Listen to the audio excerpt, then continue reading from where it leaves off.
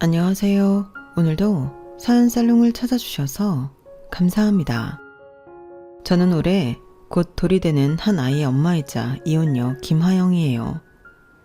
예전에 강주호님이 TV에서 하신 말씀이 있어요.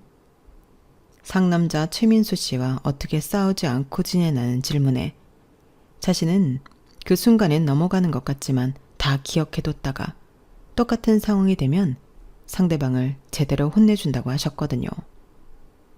군자의 복수는 10년이 걸려도 늦지 않는다는 말처럼요. 그 말이 정말 인상 깊어서서 저도 그렇게 살아야겠다고 생각했는데 실제로 그런 상황이 와버렸네요. 그래서 오늘 제 이야기를 들려드리려고 해요. 저희 집은 좀 잘 사는 편이에요. 대기업 총수처럼 진짜 부자는 아니지만 대대로 먹고 사는 걱정 안 해도 되는 집안이었거든요. 어릴 때부터 저희 집에는 항상 사람들이 끊이지 않았어요. 베푸는 걸 좋아하시는 부모님 덕분에 나눠 먹는 게 당연하다고 생각하며 자랐죠. 강남에 건물도 몇 채 가지고 계시고 작은 사업체도 운영하고 계셔서 돈 걱정 없이 살 수 있었기에 남에게 베푸는 걸 인색하게 굴지 않으셨거든요. 그 성품이 저에게도 고스란히 전달되어서 내가 좀 더 가졌으니 더 쓰는 게 맞다는 생각으로 자랐어요. 마치 물이 높은 곳에서 낮은 곳으로 흐르듯이 자연스럽게 베푸는 게 당연한 일이라고 여겼던 거죠. 하지만 이렇게 살다 보면 그걸 노리고 접근하는 사람들을 만나게 되더라고요. 어릴 땐 그런 걸 구분 못하고 당하기도 했는데 나이가 들면서 사람을 보는 눈이 생겼어요.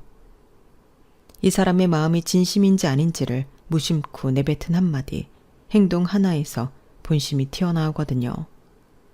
마치 가면이 살짝 벗겨지는 순간처럼요. 그런 게 느껴지면 당연히 거리를 뒀고 지금 주변에 남은 친구들은 저에게 2번 사면 한 번은 사려고 하는 사람들이에요. 그게 얼마든 마음이라고 생각하기에 관계가 유지될 수 있다고 생각해요. 서로 주고받는 게 있어야 진짜 우정이라고 생각하거든요. 그런 점에서 남편은 저에게 꽤 높은 합격점을 받은 사람이었어요. 개천에서 용난 케이스로 시부모님은 식당을 운영하셨는데 거기서 서빙도 하며 용돈을 벌었다고 했거든요. 그래서 돈의 귀함을 알았고 제가 돈이 많다고 해도 쉽게 버는 게 아니라는 마인드를 가지고 있었어요. 그 말을 들었을 때 이 사람은 다르구나 하는 생각이 들었어요. 처음 친구 소개로 만났을 때 정말 신선한 충격이었어요. 카페에서 마주 앉은 그 순간이 아직도 생생해요. 강남에서 오래 사셨다면서요? 첫 마디부터 우리 집이 돈이 많다는 걸 알고 있다는 듯이 말하더라고요. 순간 이 사람도 그런 사람인가? 하며 경계심이 올라왔어요. 속으로 또 시작이네 하면서 말이에요. 맛집 많이 알겠어요. 맛있는 곳 안내해 주시면 감사의 의미로 제가 저녁 사겠습니다. 그런데 이렇게 자연스럽게 이어지는 거예요. 보통 잘 산다고 하면 사달라거나 강남 맛집은 당연히 비싸다는 인식으로 꺼리는 사람들이 많은데 말이에요. 그 순간 제 마음속 경계심이 살짝 누그러지는 걸 느꼈어요. 저 솔직히 말씀드리면 한 달에 400 조금 넘게 벌어요. 또래에 비해서 많은 편이지만 하영 씨 눈엔 안 차실 수 있는데 제가 없는데 있는 척하는 건 아니라고 생각해서요. 우리 그 선에서 데이트하면 안 될까요? 심지어 자신의 경제 사정까지 솔직하게 털어놓더라고요. 그 모습이 너무 신선했어요. 보통 남자들은 어떻게든 허세 부리며 여자 마음 얻으려하는데 자신의 경제 사정이 우리 집에 비해 모자라다는 걸 처음부터 인정하고 시작한다는 점에서 모든 것이 좋아 보였거든요. 그래서 세상에 이런 남자도 있구나 싶었어요. 정말 진심으로 좋아하는 것 같았고 결혼까지 무난하게 이뤄졌죠. 그때만 해도 그의 진짜 속내를 알 리가 없었으니까요. 부모님 역시 그의 성실함을 마음에 들어 하셨어요. 천생연분인지 결혼 후 한 달 만에 임신하면서 그는 더 바빠졌거든요. 가족을 책임지겠다고 야근을 신청해서 하는 날들이 많아졌기 때문이에요. 저는 영어학원 선생님이었는데 임신으로 입덧이 심해져서 일을 그만두고 쉬게 되었어요. 아침마다 속이 뒤집어지는 것 같았고 냄새에도 민감해져서 수업을 제대로 할 수가 없었거든요. 그런 저와 뱃속의 아이를 생각해서 책임감 있게 일을 더 열심히 하는 남편을 보며 결혼 정말 잘했다 생각했어요. 매일 밤 11시가 넘어서 들어오는 남편을 보면서도 저는 오히려 고마웠어요. 다른 신혼 부부들처럼 신혼여행도 제대로 못 가고 신혼집에서 로맨틱한 시간을 보내기보다는 입덧하는 아내를 위해 묵묵히 일하는 남편이 너무 대견했거든요. 친정 부모님 역시 도움을 청하는 게 아니라 스스로 알아서 하려는 모습에 감탄하셨어요. 참 좋은 부모님이 돼서 잘 컸네. 요즘 사이들은 부모 도움받아 편하게 살려는데 스스로 하려 하고 내가 정말 사위 하나는 잘 얻었어. 하. 아빠가 엄마에게 속삭이시는 말을 들었을 때 제 마음도 뿌듯했어요. 정말로 괜찮은 사람을 만났다는 생각까지 들었거든요. 그날은 주말에 가족이 함께 식사하던 날이었어요. 친정 식당에서 모처럼 온 가족이 들러앉아 있었는데 제가 입덧이 많이 나아져서 식욕도 돌아온 상태로 오랜만에 맛있는 식사 자리였네요. 하영이 입덧도 잦아들었으니 배부르고 아이 태어나서 움직이기 힘들기 전에 시간 내서 바다도 보고 여행도 다니렴. 엄마가 남편을 바라보며 말씀하시는 거예요. 그때 남편의 표정이 살짝 어두워지는 걸 봤는데 아마 경제적 부담을 생각하고 있었나 봐요. 그래야겠네요. 하영이 몸 무거워져 힘들기 전에 좋은데 많이 데려가야겠어요. 남편이 그렇게 말하며 핸드폰을 들여다보더니 이내 밝은 표정으로 돌아왔어요. 주말에 우리 바다 보러 가자. 부산 KTX 예약했어. 그런데 아빠가 의아하다는 표정으로 물어보시더라고요. 차가 있는데 왜 번거롭게 기차를 타? 짐도 챙기면 무겁고 하영이도 더 피곤할 텐데 드라이브 하면서 가면 더 좋은 거 아니야? 아닌가? 요즘 젊은 사람들은 기차 여행을 더 좋아하나? 그때 남편이 조금 당황하는 것 같았지만 금세 웃으며 대답했죠. 아, 제 차가 너무 오래되어서 장거리 다니기엔 위험할 것 같아서요. 하영이가 홀몸도 아니고 임신까지 했는데 가족을 생각하면 안전한 게 좋죠. 제 차는 저 혼자만 급할 때 타는 게 맞는 것 같아요. 그 말을 들은 순간 아빠의 표정이 확 달라지더니 눈에서 하트가 발사되는 것처럼 표정을 숨기지 못하셨는데 이렇게 생각이 깊구나. 우리 딸을 정말 사랑하는구나. 둘 중 하나이지 싶은 표정과 눈빛이었거든요. 그럼 안 되지. 당장 차 바꿔야겠는데. 아빠가 갑자기 일어서시면서 남편을 바라보셨어요. 아니에요, 아버님. 저희가 알아서 할게요. 지금 당장은 못 바꾸겠지만 제가 더 열심히 노력하면 아기 태어나기 전엔 자가도 새 차로 바꿀 수 있을 거예요. 남편이 당황하며 손사래를 쳤지만 아빠 마음은 이미 정해진 상태였죠. 무슨 소리야. 우리 하영이랑 손자 태우고 다닐 차가 그래서 되겠어? 지금 당장 같이 가자. 그렇게 아빠는 괜찮다는 남편을 반강제로 데리고 평소 아빠가 자주 가던 외제차 매장을 찾았어요. 저는 임신 중이라 집에 있었는데 2시간 만에 돌아온 아빠와 남편의 표정이 대조적이라 아직도 생생하게 기억나요. 아빠는 뿌듯한 표정이었고 남편은 뭔가 복잡한 표정이었거든요. 집에 와 물으니 이렇게 단번에 좋은 차를 뽑아주실지 몰라서 너무 당황해서 고맙다는 소리도 제대로 못한 것 같다고 아직도 얼떨떨한 듯 말하더라고요. 아빠가 바로 계약하고 온 차는 벤츠 C클래스였는데 남편에게는 꿈의 차였을 거예요. 그날 밤 남편이 말했거든요. 이런 차를 언제 타보나 했는데. 그 말을 들으면서 저는 마음이 따뜻해졌어요. 그때만 해도 그의 진짜 속마음을 알 리가 없었으니 열심히 책임감을 가진 남편과 그를 이뻐하는 친정아빠의 모습들이 감사하고 또 감사할 따름이었네요. 그렇게 한 달 뒤 예약했던 차가 나왔어요. 저는 배가 불러서 잘 못 움직이니까 남편 혼자 차를 인수받았는데 생각보다 막 좋아하지 않는 것 같았어요. 시승을 하고 와서도 표정이 그렇게 밝지 않더라고요. 보통 남자들이 새 차, 그것도 벤츠를 받으면 신이 나서 이것저것 만져보고 자랑하기 바쁠 텐데 남편은 오히려 무거운 표정이었어요. 왜 그래? 마음에 안 들어? 제가 물어보니까 남편이 한숨을 쉬며 말하더라고요. 아니야, 차는 정말 좋아. 근데 이런 거 받아도 되는지 모르겠어. 무슨 소리야? 다 큰 자식인데 부모 덕 바라는 것 같아서 마음이 편하지 않아. 처음에는 그냥 고맙게 받으면 되는 줄 알았는데 막상 이렇게 비싼 차를 받고 보니까 남편의 표정이 정말 착잡해 보였어요. 그 모습을 보면서 저는 오히려 더 기특했어요. 받을 수 있을 때 받겠다고 하지 않고 오히려 부담스러워하는 게 진짜 좋은 사람 같았거든요. 그러면 더 잘하면 되는 거 아니야? 제가 남편의 어깨를 토닥이며 말했어요. 당연히 부모는 자식에게 더 좋은 걸 주고 싶지 않겠어?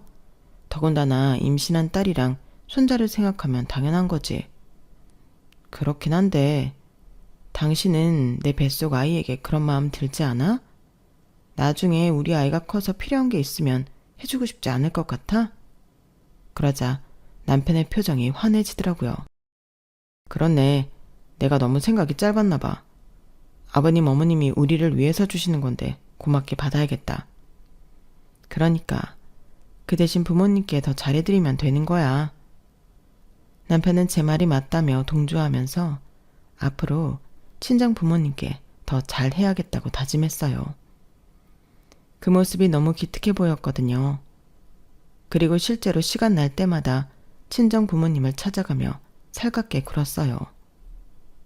주말이면 꼭 들러서 안부를 여쭙고 아빠가 좋아하는 술이라든지 엄마가 좋아하시는 꽃 같은 것들을 사들고 가더라고요. 친정 부모님은 그런 남편을 정말 예뻐하셨어요. 하영이 복 많네. 저런 남편을 어디서 구하냐. 엄마가 남편이 없을 때 저에게 하신 말씀이었어요. 정말 자랑스러웠죠. 그렇게 2달이 더 지났을 무렵 남편이 변화하기 시작했어요. 아니, 정확히는 본색을 드러내기 시작했다고 해야 할까요? 그때는 몰랐지만 지금 생각해보면 그때부터 시작이었던 것 같아요. 아이 방을 만들어야겠는데 남편이 핸드폰으로 이것저것 쇼핑하면서 중얼거리더라고요. 아기 침대, 기저귀 가리대, 장난감 등등 보기에도 예쁜 것들이 많았어요. 우리 집이 좀 좁아서 뭘 사두기가 힘들 것 같아. 남편이 한숨을 쉬며 말했어요. 우리 집은 24평 아파트였는데 결혼 전 제가 독립해서 살던 집을 리모델링해서 들어왔거든요. 아이를 낳아도 사실 좁은 집은 아니라고 생각했어요. 물론 마당 있는 친정을 생각한다면 좁지만 우리가 가진 범위에서 하자는 남편 말에 동의했고 그렇게 선택했기에 문제없다고 생각했거든요. 그냥 필요한 것만 사면 되지 뭐. 아이 방이라고 해봐야 침대하고 옷장 정도면 충분하지 않아? 제가 그렇게 말했지만 남편은 뭔가 불만족스러운 표정이었어요. 그런데 그때는 남편이 아이를 위해 더 좋은 환경을 만들어주고 싶어 하는 거라고 생각했어요. 그주 주말에 부모님을 만나 식사하면서 남편이 슬쩍 화제를 꺼내더라고요. 아버님, 요즘 아이 방 준비하고 있는데 생각보다 쉽지 않네요. 왜? 뭐가 문제인데? 아빠가 관심 있게 물어보셨어요. 집이 좀 좁아서 아이 방 만드는 것도 쉽지 않고 아기 물건들이 생각보다 많더라고요. 남편이 은근히 집이 좁다는 투로 말하는 거예요. 그 순간 저는 설마 하는 생각이 들었어요. 좁으면 이사 가면 되지 뭐가 문제야? 부모님이 당연하다는 듯이 말씀하시더라고요. 아니에요. 저희가 알아서 할게요. 지금 집도 충분히 넓은데요. 제가 얼른 말했지만 이미 부모님 마음은 정해진 상태였어요. 우리가 가지고 있는 아파트 중에 48평짜리가 하나 있는데 그게 2달 뒤에 전세가 끝나 리모델링해서 들어가면 될 것 같은데 엄마가 말씀하시는 순간 남편의 눈이 반짝이는 걸 봤어요. 어머님, 그런 큰 집을 생각했던 건 아닌데요. 남편이 겸손한 척 말했지만 표정은 완전히 달랐어요. 하나만 낳을 거 아니고 학교까지 생각하면 정착하는 게 부모님 말씀처럼 나은 것 같네요. 정말 감사하게 받겠습니다. 그러더니 저를 돌아보며 말하더라고요. 그럼 지금 집은 빨리 내놓자. 이사 준비도 해야 하고. 그때 저는 뭔가 이상하다는 느낌이 들었어요. 분명히 결혼할 때는 우리가 가진 범위에서 하자고 했는데 이제 와서 왜 이런 식으로 나오는 건지. 하지만 그때는 남편이 아이를 위해서 더 좋은 환경을 만들어주고 싶어 하는 거라고 생각했어요. 그렇게 새로운 집 인테리어에 열을 올리는 와중에 남편이 새로운 사업 구상을 하기 시작했어요. 처음에는 가벼운 얘기였어요.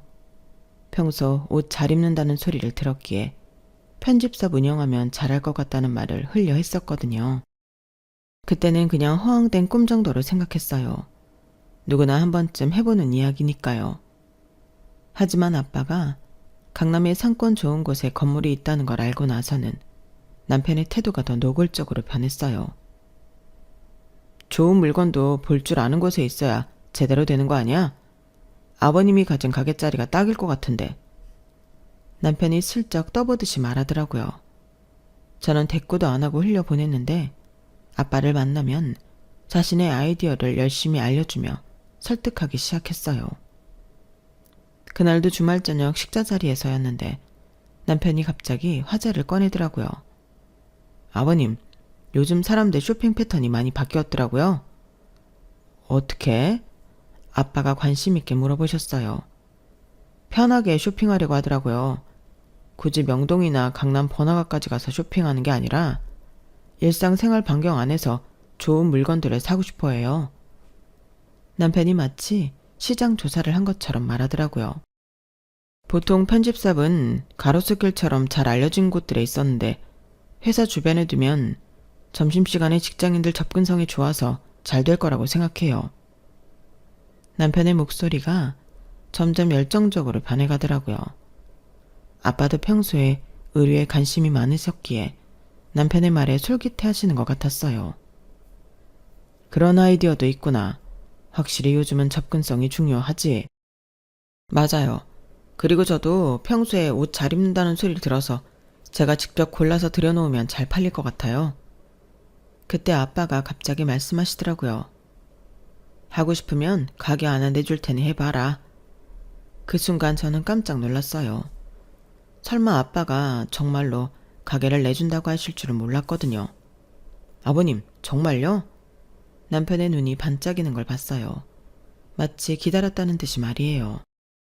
아빠, 갑자기 꺼낸 말에 그렇게 반응해주면 어떡해. 사업이라는 게 쉬운 것도 아니고 애까지 생긴 마당에 더 조심해야지. 이 사람 월급 적게 받는 게 아니잖아.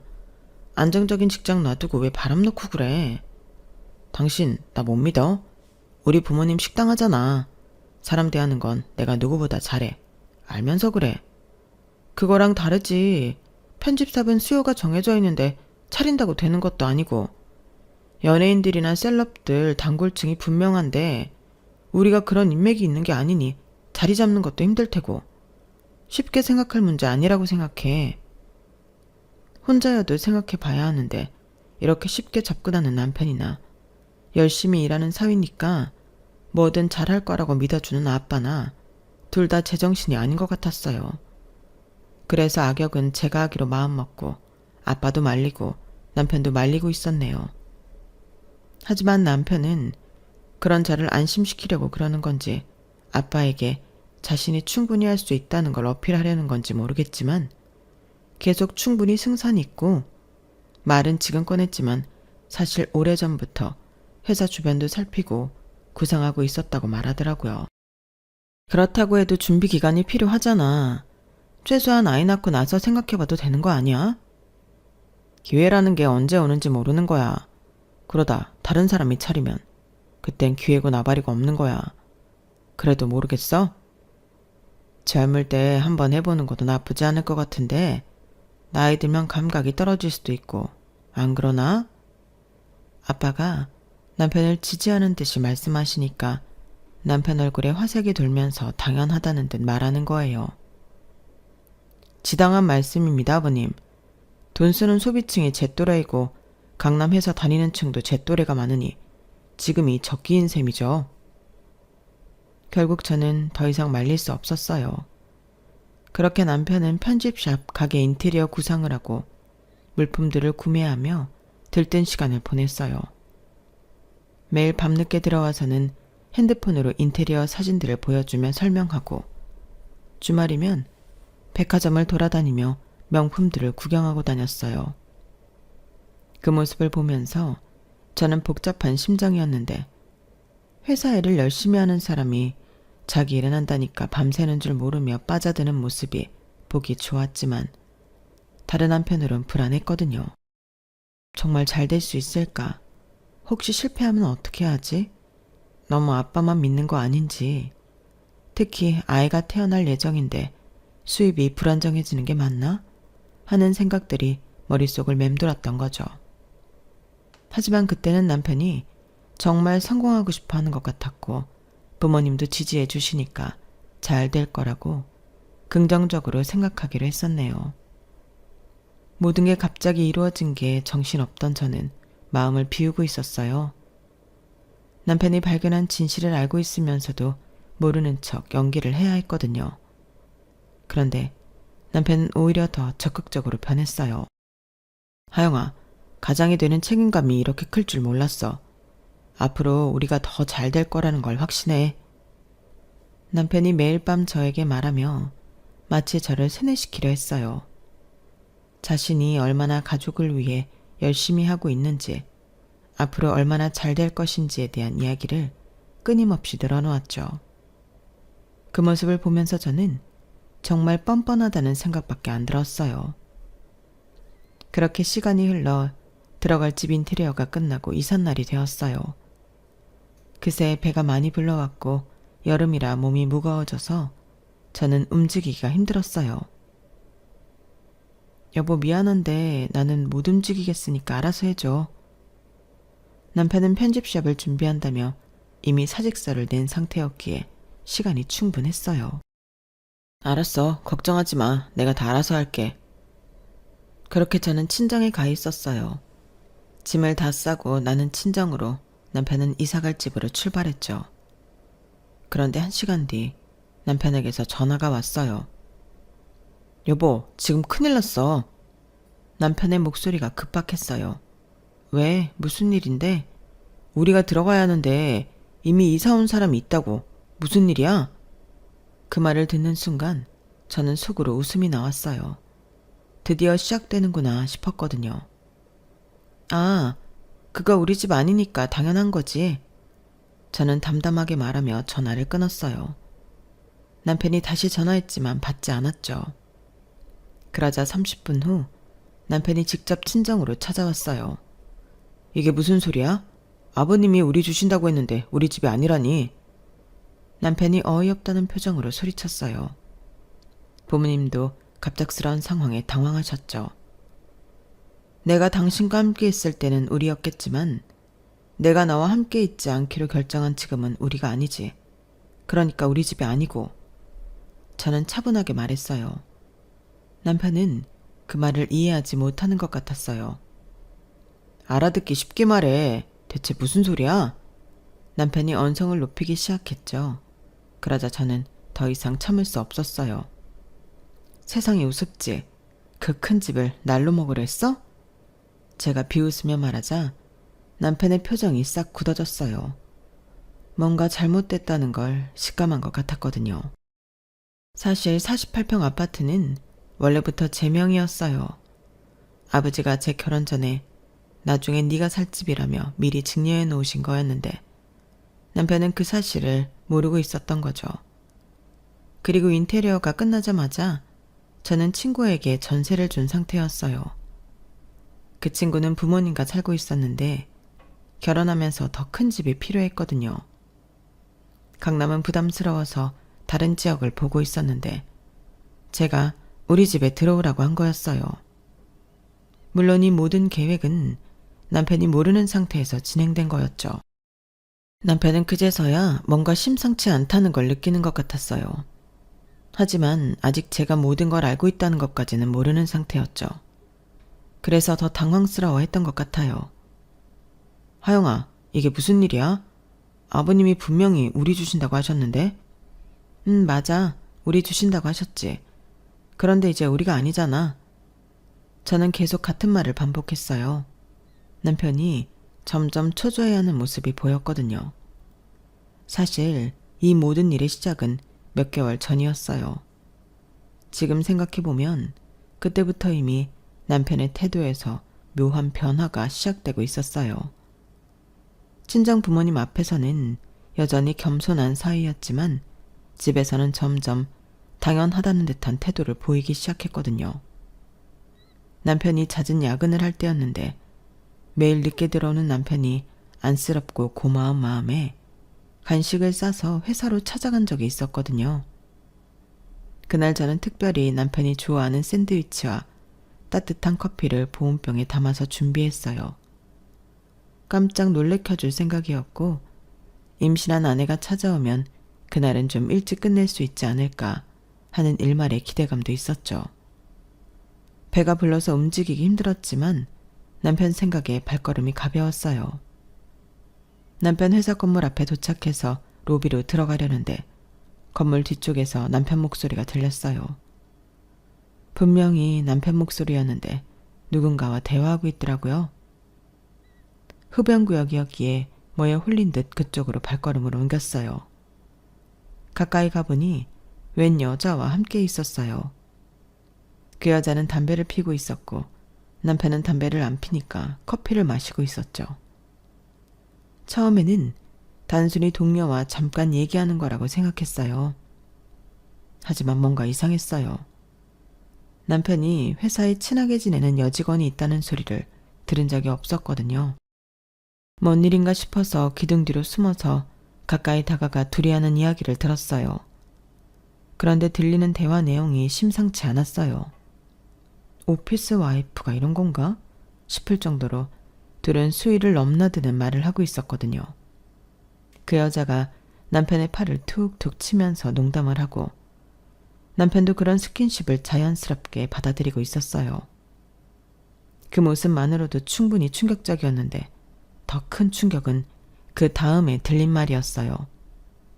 그 말 중에서 귀에 선명하게 들리는 말이 있었는데 그건 남편의 말이었어요.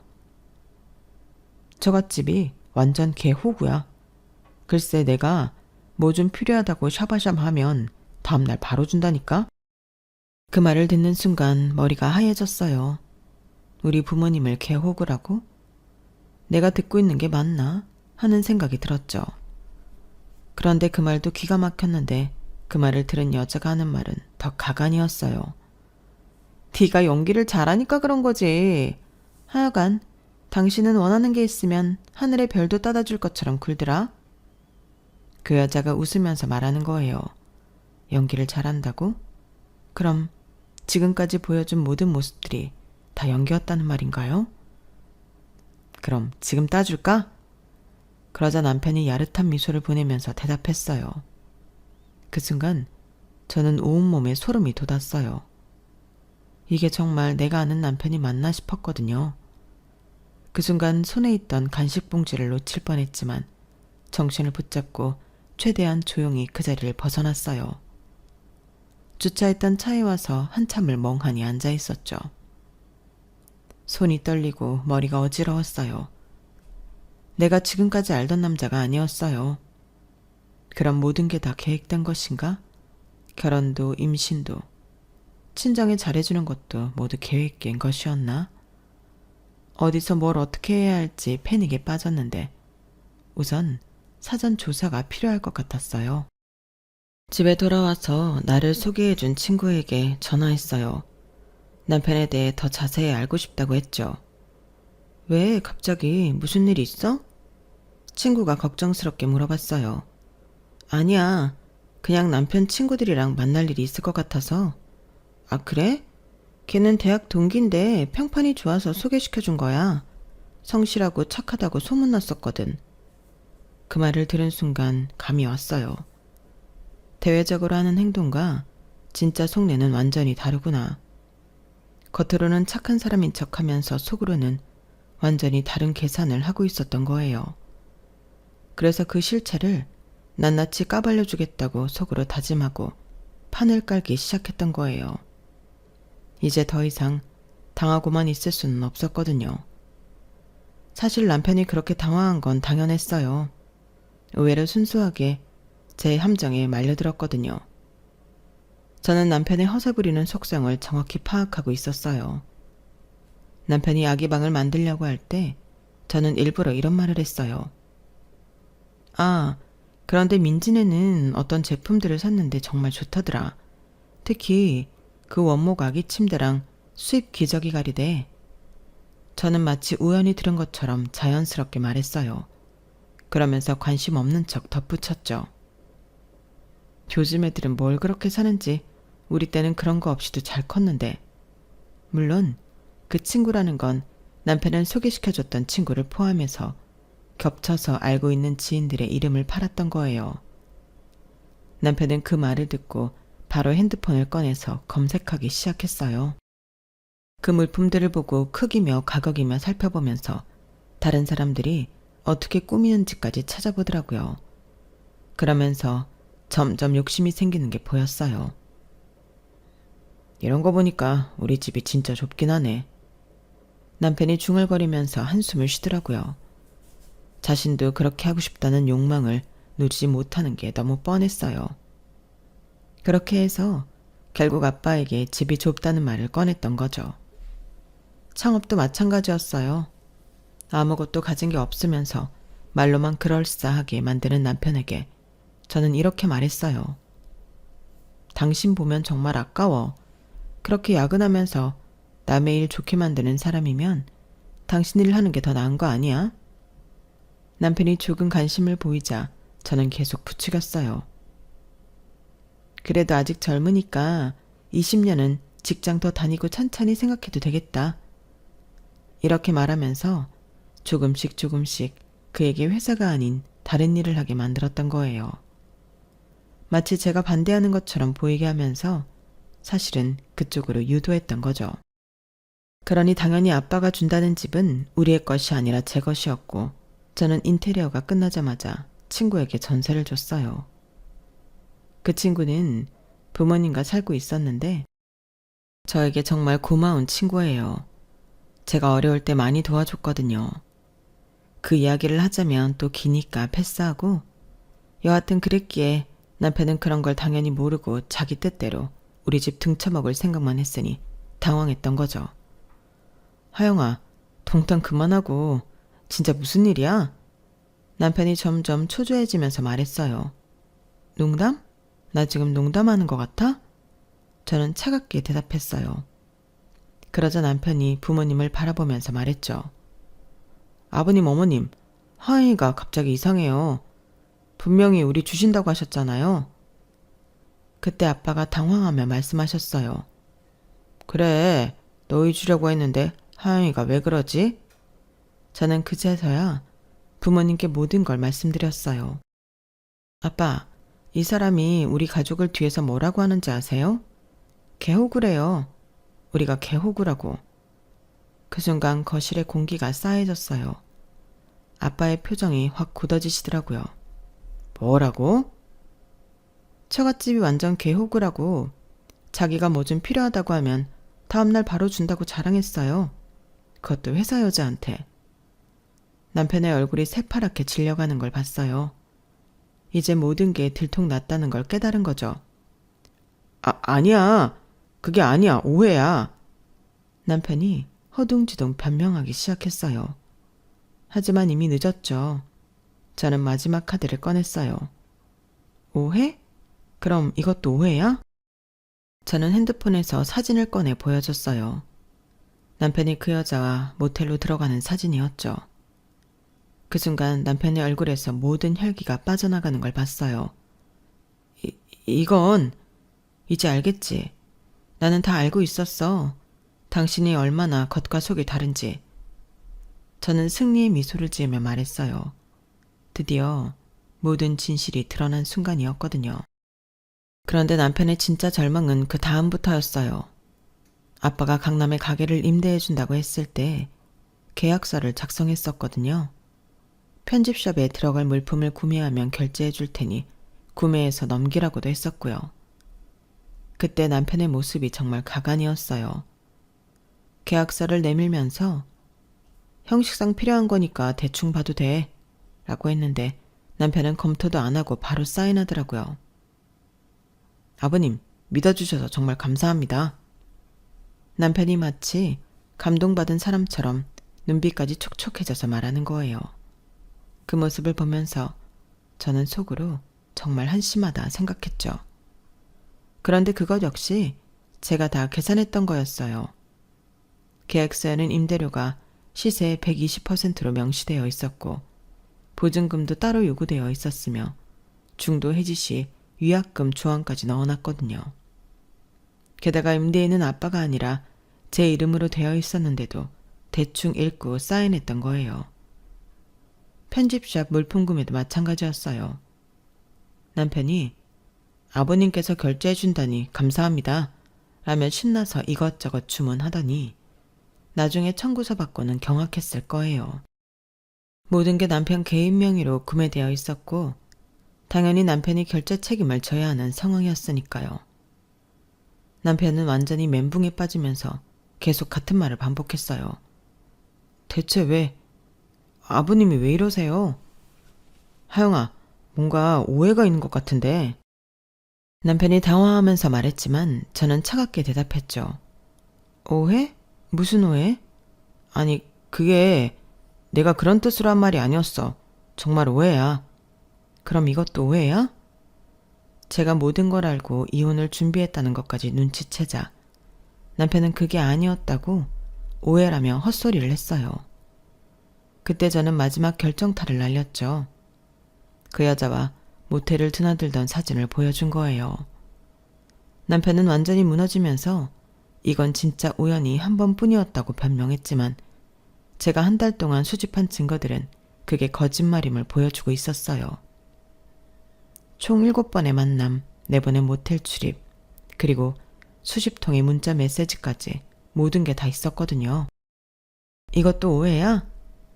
사진을 보는 순간 남편의 얼굴이 완전히 하얗게 변했어요. 더 이상 변명할 수 없다는 걸 깨달은 거죠. 이건 정말 오해야. 오해? 모텔 들어가는 것도 오해고 우리 집을 개 호구라고 한 것도 오해야? 저는 냉정하게 말했어요. 사실 이렇게까지 해야 하나 싶었지만 태어날 아이를 위해 양육권을 가져오기 위해 끝까지 가야 했어요. 임신해서도 부부관계를 하는 경우도 있다지만 친정을 호구로 아는 사람과 하고 싶은 여자가 어디 있겠어요. 게다가 저는 아이도 이미 가진 상태니까 거절하기 좋았고 이 남자는 그 시간을 못 참고 넘지 말아야 할 선을 넘어버렸던 거예요.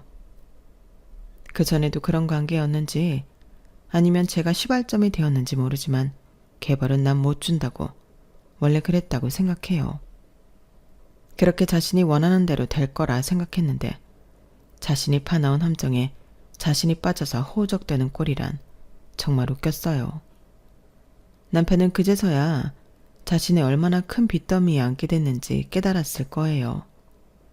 회사도 그만둔 상태에서 인테리어 비용에 편집샵 물품비까지 합치면 몇 천만 원이 넘는 돈을 혼자 감당해야 하는 상황이었거든요.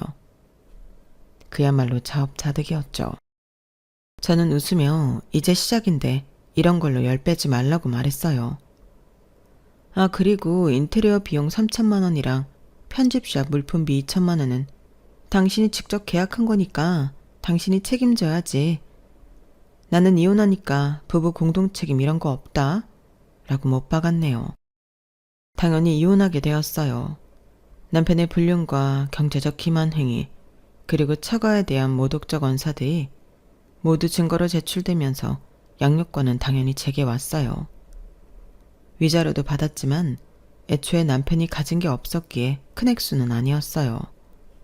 하지만 중요한 건 내 아이를 지킬 수 있다는 것이었거든요. 법원에서도 남편의 행태를 보고 양육권을 주는 것에 대해 전혀 망설임이 없었다고 했어요.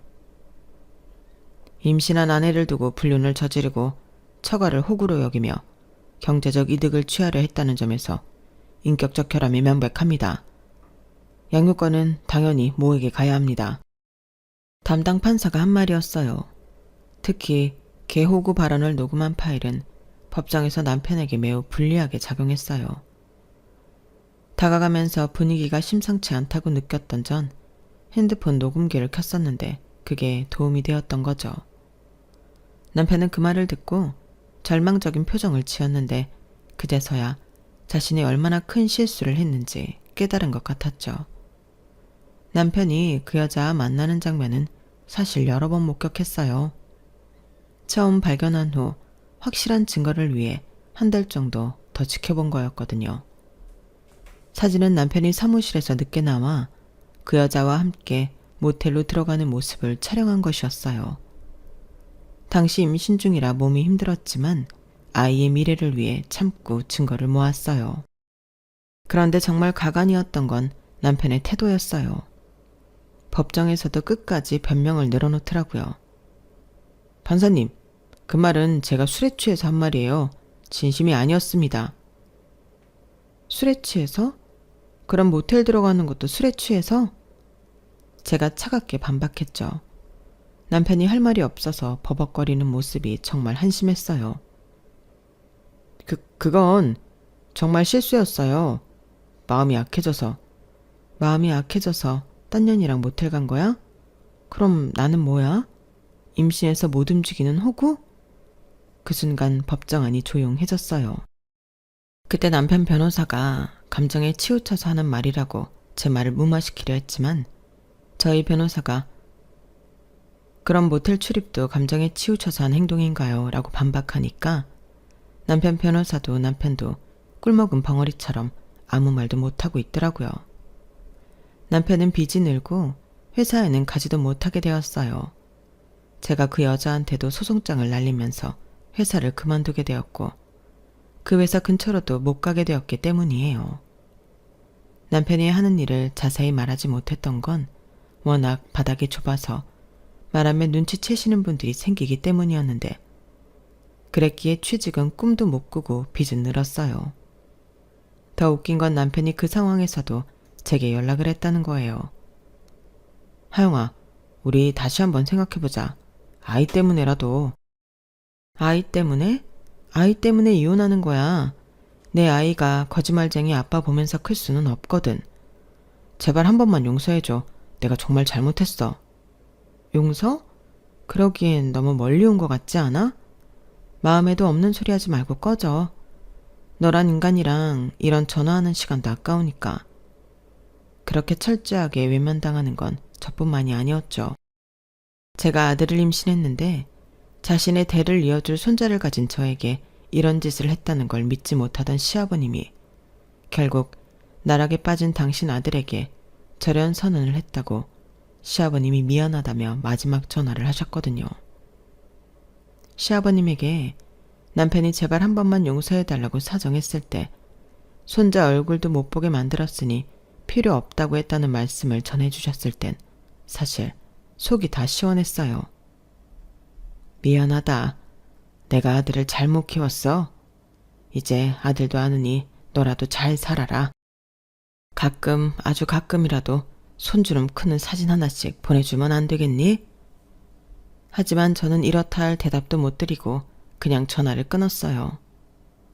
남편과 관계된 건 싫었지만 시아버님은 따뜻한 분이셨기에 대놓고 아니라는 말은 못하겠더라고요. 집과 가게는 모두 제 명의였기 때문에 재산분할 대상이 아니었어요. 남편이 가진 건 중고차와 적은 예금이 전부였고 오히려 편집샵 준비하면서 진 빚이 5천만 원 넘게 있었어요. 인테리어 업체들과 편집샵 물품 업체들에서 독촉 전화가 계속 오는 상황이었죠. 따라서 재산분할로 받을 게 없었을 뿐만 아니라 남편은 오히려 엄청난 빚더미에 앉게 되었어요. 위자료는 법정 최대한으로 받았지만 남편이 무일푼 상태라 실제로 받기는 어려웠어요. 하영아, 나 정말 어떻게 해야 해? 빚이 너무 많아서. 그거 내가 왜 알아야 해? 당신이 욕심부려서 생긴 일이잖아. 저를 소개해준 친구는 처음에는 믿지 못했지만 제가 증거들을 보여주자 충격을 받으며 사과했어요. 하영아, 미안해. 내가 그런 놈인 줄 몰랐어. 괜찮아. 너도 몰랐던 일이잖아.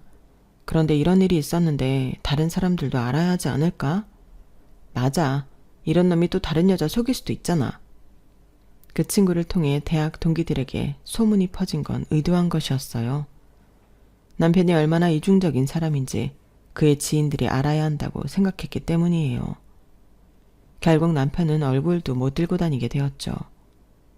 양육비는 남편의 소득이 불안정해져서 받기 어려운 상황이 되었지만 어차피 친정에서 경제적 지원을 해주고 있어서 큰 문제는 없었어요. 법원에서는 남편이 안정적인 직장을 구하면 양육비를 지급하라고 판결했지만 현실적으로 받기는 어려운 상황이었죠. 아이를 낳고서 친정 부모님의 전폭적인 지지 아래 영어학원을 다시 시작했어요. 임신 전 경력도 있었고 부모님이 자금을 지원해 주셔서 제 이름으로 된 학원을 열 수 있었어요. 아이는 친정 부모님과 베이비시터가 함께 돌봐주셨고 저는 일과 육아를 병행하며 새로운 삶을 시작했어요. 가끔 남편 소식이 들려오는데 여전히 변변한 일자리를 찾지 못하고 있다고 해요. 그 여자도 결국 다른 남자에게 버림받았다는 소식을 들었어요.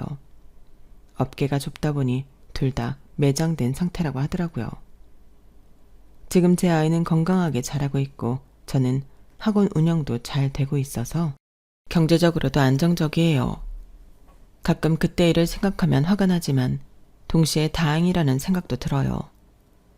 만약 그때 그 상황을 목격하지 못했다면 그리고 제가 복수를 계획하지 않았다면 훨씬 더 큰 상처로 남았을지 모른다고 생각하면 정말 아찔해요. 혹시 제가 너무 잔인했나 싶어서 고민한 적도 있었지만 생각해보니 저는 그저 기회를 제공했을 뿐 선택은 남편이 했다고 생각해요. 아닌 척 연기했어도 결국 본심을 이기지 못했고 욕심이 결국 화를 불러온 거니까요. 내 탓하지 마. 네 무덤 네가 판 거니까. 마지막으로 남편에게 한 말이었어요. 제가 판을 깔았다고 해도 그 판 위에서 어떻게 행동할지는 남편의 몫이었으니까요. 만약 남편이 정말 저를 사랑하고 존중했다면 그 어떤 유혹에도 넘어가지 않았을 거고 당연히 저희 부모님 호의를 호구라고 표현하지도 않았겠죠. 군자의 복수는 10년이 걸려도 늦지 않다더니 저는 1년도 안 걸리게 모든 걸 끝냈답니다. 이제는 모든 걸 털고 저 잘 살아보려고 합니다. 뭐니 해도 최고의 복수는 제가 더 잘 사는 거니까요. 제 이야기 들어주셔서 고맙습니다. 건강하시고 오늘 하루도 행복하세요. 여러분, 사연 댓글에 응원과 현명한 조언 부탁드려요. 좋아요와 구독은 저에게 큰 힘이 됩니다. 오늘도 좋은 일 가득하세요.